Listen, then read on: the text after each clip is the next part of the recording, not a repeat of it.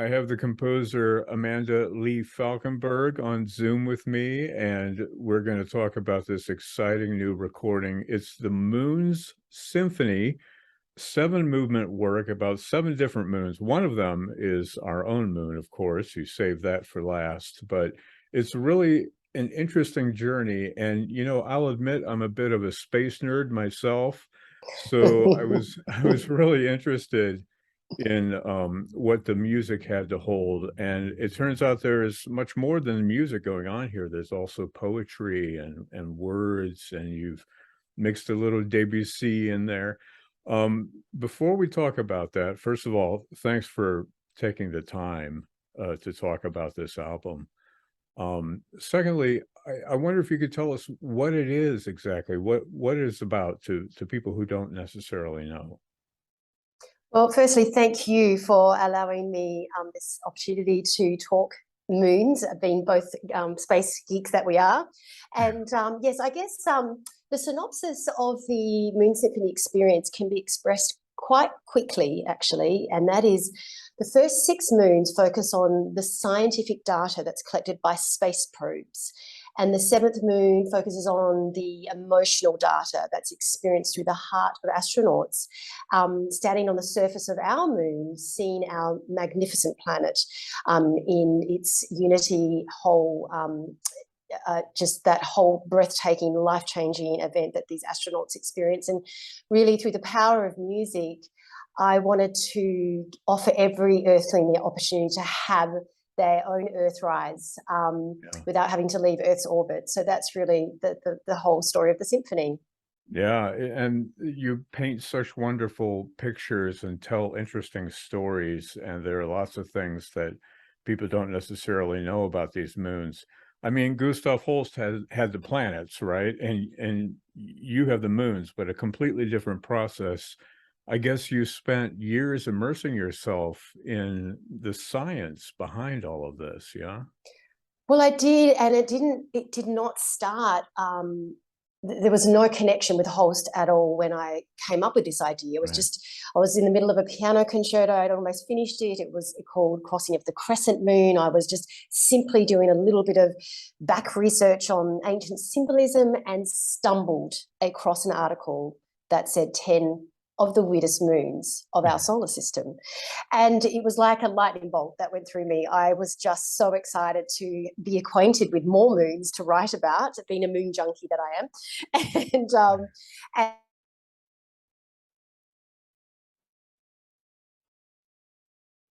I was so compelled to these moons that was space, a voice to which, more people can learn about them. And what a better platform than the powerful, persuasive, emotive language of music. And really it was just, these moons need music and these moons need emotion. And that was my journey. That was my beginning idea in its very basic form. And it was only, once I'd started shortlisting the moons that I wanted to feature, once that was settled, I started just exploring the terrains and characteristics. And that was when the science piece started really tapping me on the shoulder going, hey, do you want us to come along on this ride too? And I'm like, yeah, I think that's a no-brainer. Look, I just couldn't ignore it. It was just it was what was going to be telling their stories. And I didn't expect that, but yet there it was in plain sight. And I felt a responsibility to include that as well. Well, you've had a wonderful response from the scientific community as well as the musical community to this kind of confluence between art and science. I have a couple of questions. I'm curious what moons did not make the cut because you've got 7 on here. Were there any that were just, right off the beginning you said, nope, not going to do that one, not going there? Well, funny enough, I sort of looked back on the project and realized that the moons that I had selected were beyond the asteroid belt. And really, it was just through research, the moons that came up the most, I started to explore it. And I mean, there was moons like Callisto, which is another moon of Jupiter. And when I was really at the tail end of my shortlisting, that was when I was consulting with the NASA scientist, and I was just about to settle on the moons. And I sort of said to him, he said, nah, don't include Callisto. It's too boring. I'm like, yeah, I wasn't vibing with Callisto. And I think so. The Callisto was one that didn't make the short list, but I think, obviously the Moon of Mars was not even in my radar. And like I said, it's only because of this new Goldilocks zone that these scientists have discovered because of this Voyager mission, where it's actually not the planets that are of huge interest to these National Space Agency, it's their moons, and the possibilities of holding the microbial life in subsurface global oceans such as Europa, which NASA's sending their spacecraft to. So it's, that they deserve to be put in symphony and song, these incredible, fascinating worlds. Yeah, there's some moons that I'm not familiar with, like Enceladus. Is that how you say it? Enceladus. Yeah, very good. Enceladus. Enceladus. Rows and rows of gigantic geysers. I love the paintings, or the that you have Artwork. In the artwork, in the album that you have. I mean, who did those? Where did that come from? Oh, it's extraordinary space artist Ron Miller, who's part of the IAAA, the International Association of Astronomical Artists, which I'm also a member of as well. And this organization has an epic roster of talent that it's quite a difficult process to be accepted into this organization, but you have to show evidence of art being inspired and influenced by science. And so I was lucky enough to be introduced to this organization through Ron Miller, and he came to know about my project and was just so supportive of what I was trying to do and gifted me his catalogue while I was attempting to create the music, and needed something to house the lyrics so that people could understand. And so to put artwork to hold all these elements together and tell the visual story was just deeply inspiring, and has been hugely well received by the audiences. It really just helps transport you to those worlds. Let's talk a little bit about you and your background. You're also a pianist, I should mention, and you started on that instrument when you were very young, yeah? Mm-hmm. Yep, 2.5, and was just heard a piece of music at a pageant that my parents took me to, and came home and taught myself the melody, 2 hands on the piano. And I think the story goes, my grandfather watched over me as I was putting the elements together and said, if you can't afford piano lessons for her, I will pay for them. Wow. And that's how it began. And but composing happened a lot later in my career, in my 20s, because I was so focused on my craft and really trying to learn as much as I could, and the great repertoire of what it means to be a pianist. And really it was through those decades that you start to you learn, especially the role of a piano is very orchestral. And so you start to get an essence of voicing and coloristics and textures. And so I was just so excited to start. I was where my curiosity would lead me as a composer of these notes that I'd spent decades learning. What would happen if I just started putting them together myself? Yeah. Now, would you consider yourself a poet also? Because you wrote a great deal of number of words for this album. It's funny because I had an interview in the UK asked me this question a couple of months ago. He followed us around through the recording sessions. And he said, Amanda, did you ever consider getting a poet in to perhaps, write the libretto? And I said, no, I actually didn't, because, partly because you are so immersed in, well, for me, I was in charge of creating these worlds and putting their worlds together, and to try and relay again on top of whatever I was trying to communicate with a librettist would have been a huge amount of effort. And I didn't have the resources, quite frankly. I didn't. Everything was in-house. And so I'm just like, I reckon I can do this myself. I'm just going to give it a stab. So that's really, I love words. I'm really attracted to them. I feel like how a writer operates must be so similar to the composing process. And I feel like, my mother-in-law once said to me, it's not uncommon for these artistic realms to overlap. And so she's kind of really encouraged me to sort of branch out there. Yeah. Yeah. It's so interesting. Now, we touched on this earlier a little bit, that not everybody, most people do not have the opportunity to see the Earth, rising above the moon. from space, but you have one of those people on this album actually narrating your poem. Can you tell us about Nicole Stott? She's an astronaut, yes. Absolutely. And she's also part of that organization, the IAAA, that I was telling you about. She's an artist herself. And that's how we came into each other's orbit, I guess you could say. Sorry about the space pun. But that's how she began to learn about the work that I was doing. And that's how she invited me to become involved with the Apollo 8 50th anniversary concert in Florida, to create music for that event, which just happened to align serendipitously with what I was trying to communicate for this seventh story. And we became fast friends and just had so many deep, compelling conversations about her experiences. And really that was so hugely powerful, beneficial, and absolutely necessary for me to translate not only that human interaction with someone who'd been there, and of course I also used that magnificent Earthrise photograph from the Apollo 8 mission. So between Nicole's accounts and that visual, powerful medium, that was all I had and everything I ever could have wanted to craft the music for the seventh movement. Yeah. And in your poem, you talk about, symphonic astronauts and symphonic space flight. It really gets to the idea of people taking a journey, with their ears. You have a background in ballet, I guess, and you played for ballet, and a lot of telling stories, a lot of filling in, the blanks, as it were. I can hear that so much in this recording. The journey that you take us on through these different moons can be outright bombastic and violent at times, but everything tends to calm down for that seventh story, the Earthrise, as seen from the moon. The last thing that you have the chorus singing is "What will the future hold?" And if I ask you that question, what do you think the future will hold for mankind and Well, personified? be the change you want to see in the world, and create the world that you could only never want to imagine for what feels right to you artistically and emotionally and spiritually. And for me, nothing does it or says it better than the power of music to really inspire people, and especially in these days and times where there's so much I guess you could say challenges that we all face here on earth.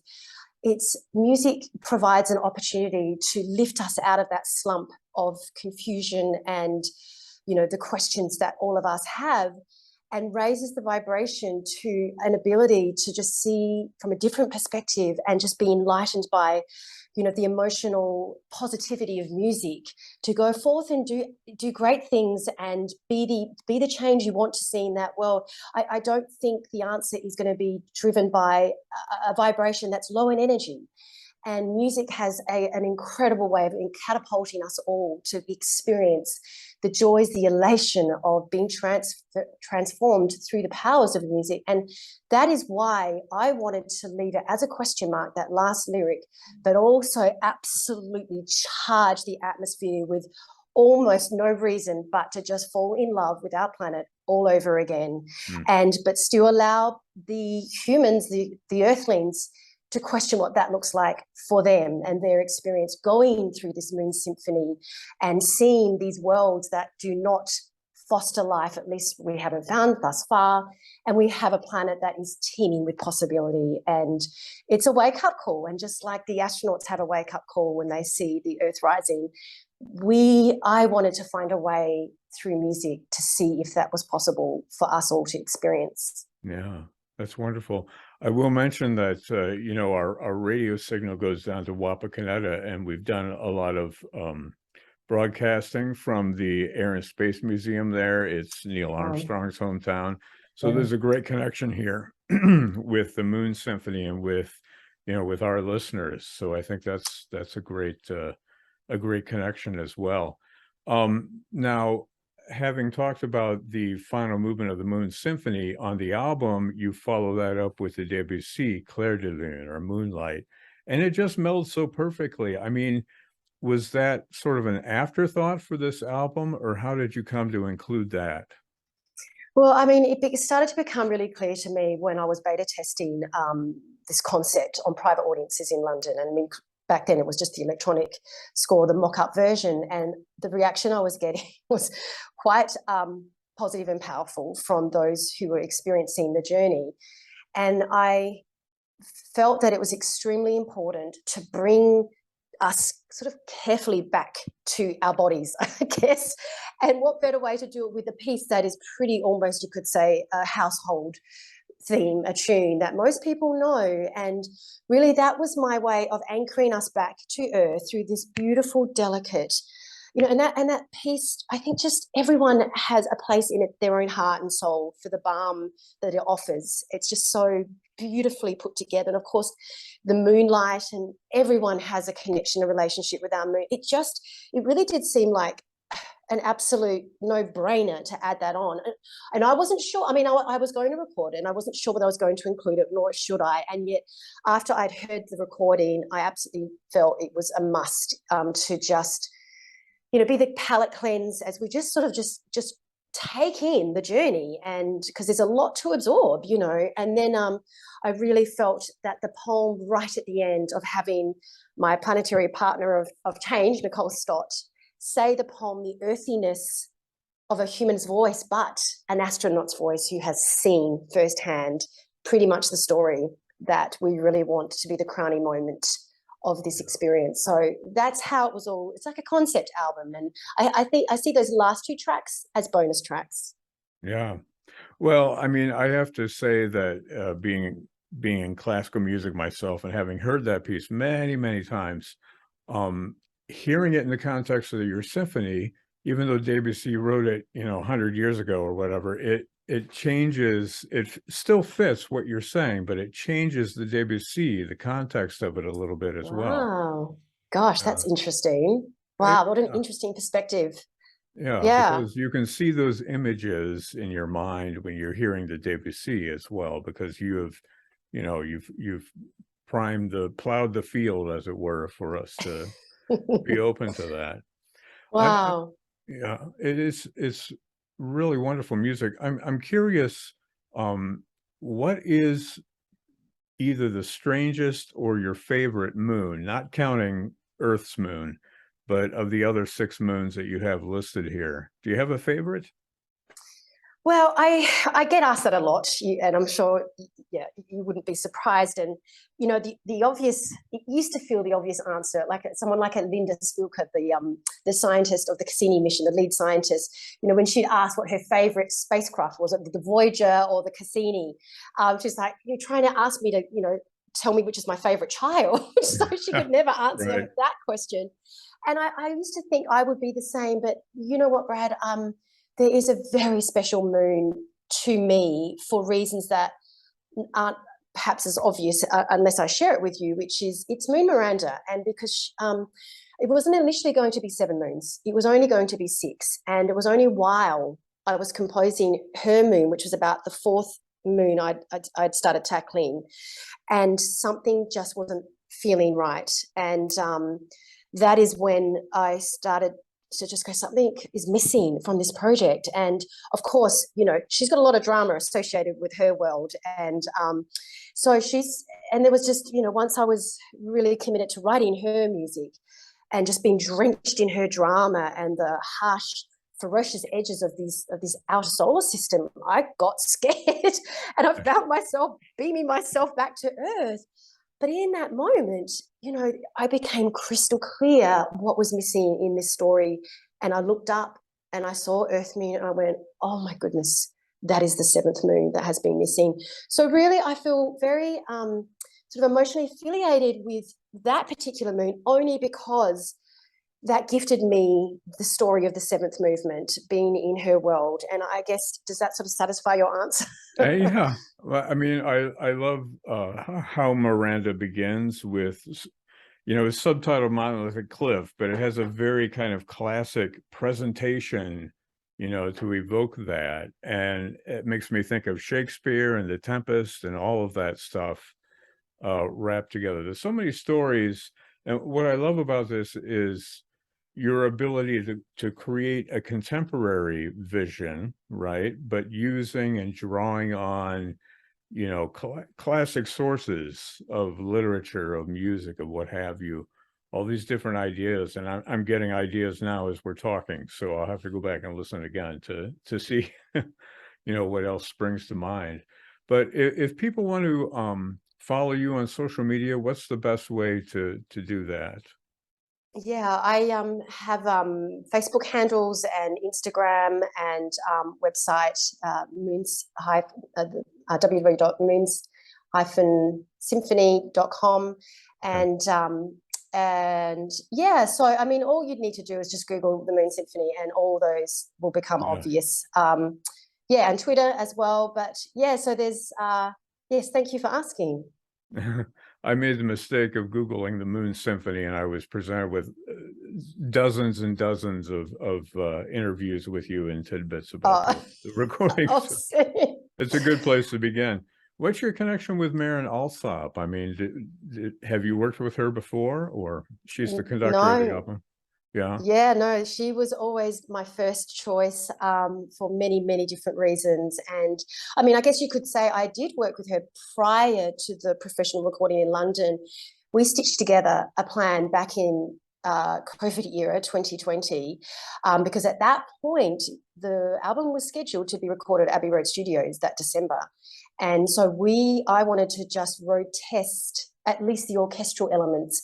And so she organized a chance for me to work with her Vienna Orchestra. So I flew over there to do like a 3-hour read through to just test the parts. And so we met and became fast friends. And so, yeah, so that's how we became into each other's orbit. But there was a time there that we looked like we could get the diaries lined up with London Symphony Orchestra and herself. And we kept going back and forth for 3 months to just try and nail that date, and we couldn't. And she just had to walk away from the project. And I was just like, wow, that wasn't part of the vision. But literally, COVID, 5 months later, COVID would heavily into COVID. And I got a random email from her saying, hey, Amanda, my timetable is so much freer. How about we try and conduct this Moon Symphony of yours? So, you know, as they say, you know, the COVID era, there are some silver cloud linings to, you know, our experiences, and that has been more than one of them. And there's been so many miracles around this project, and she's absolutely many of them. So to have her conduct has just been enormously brilliant. And I think we've converted her as a moon junkie as well, which I'm really happy to say. Yeah, let's start a club. That's wonderful. Start a club. Well, Marin Alsop is conducting the London Symphony Orchestra and the London Voices. You also have some soloists singing on here as well. This album, The Moon's Symphony, a choral symphony by Amanda Lee Falkenberg. It's coming out on the 7th of October. So that came out, what, a couple of weeks ago, I think, from the time that we've been talking. So it is out now. We can find it at all the usual suspects, I'm sure. That's it. And I'll link to your social media and your website when I post this. Okay. Thank you. So Thank you so Amanda Lee much. Falkenberg, thank you for talking about this wonderful album. Really enjoy it. Thank you so much for having me on your show, Brad. And it's been really scintillating in the conversations. So Great. thank you.